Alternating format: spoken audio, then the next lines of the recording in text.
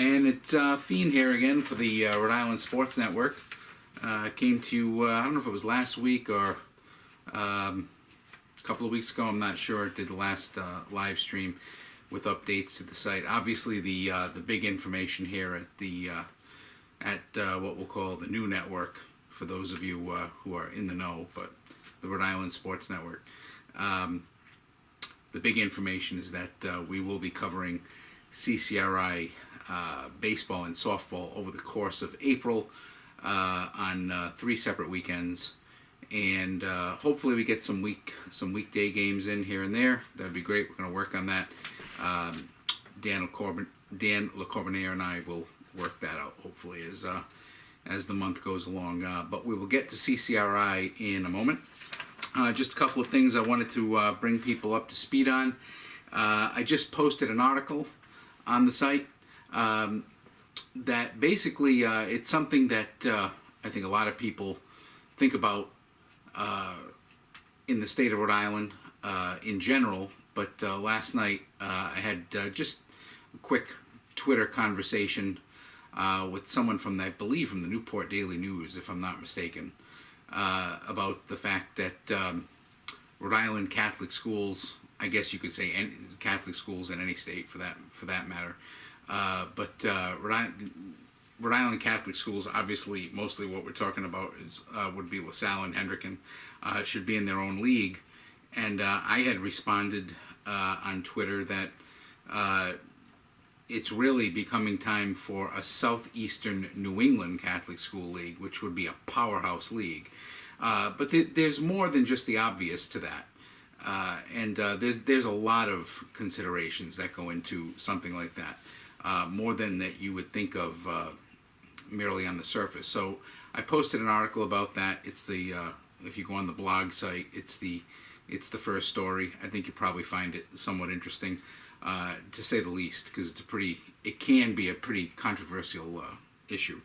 I also wanted to mention that we will be going to spring sports on the high school sports page. So I've left up everything regarding the hockey championship, which Hendricken took, and Hendricken obviously also took basketball as well, which kind of makes the point about Hendricken and LaSalle probably needing to be in their own. Maybe they are in their own league already. I don't know, but anyway, I'll be leaving that up, the winter stuff up for another day or so, as well as I've left up the page on the high school basketball championships with the bracket and all the information and whatnot. I've left that up as well until the winter season is over. But I would say in the next day or two I'll be eliminating those pages and then preparing just for spring sports. But obviously the big thing, as I mentioned at the top of this update, is CCRI baseball and softball. We will be, as I mentioned, starting next Saturday and Sunday. Next Saturday at 12 o'clock, we have a baseball doubleheader, and that will be baseball. CCRI Knights will be taking on UConn Avery Point at 12 o'clock, doubleheader, and we'll have it right here on Rhode Island Sports Network with myself, and hopefully I have one of two guys that I may have lined up to work color with me.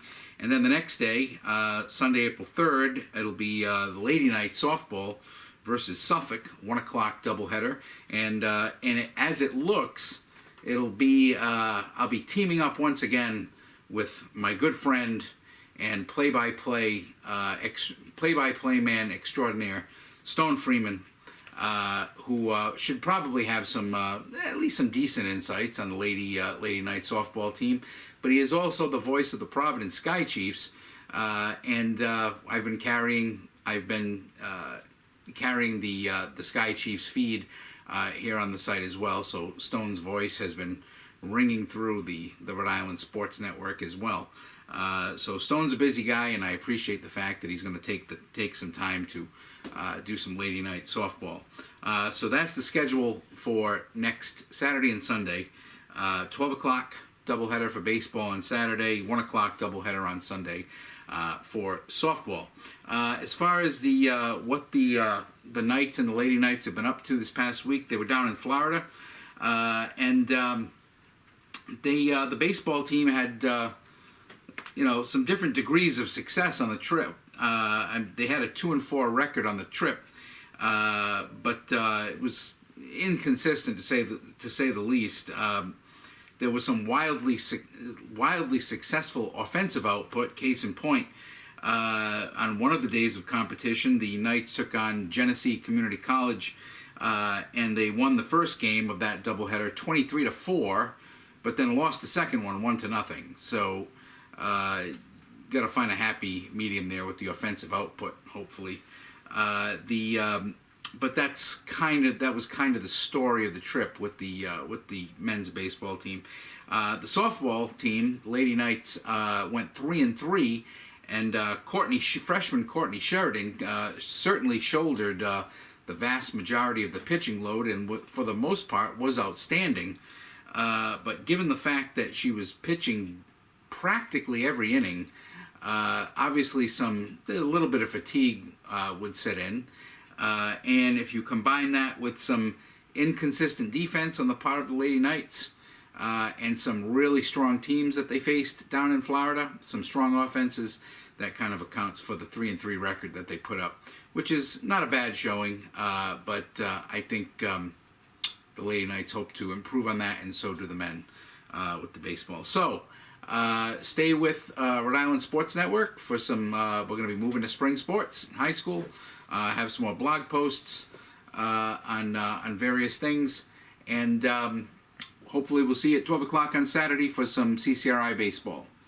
That's it. See you soon.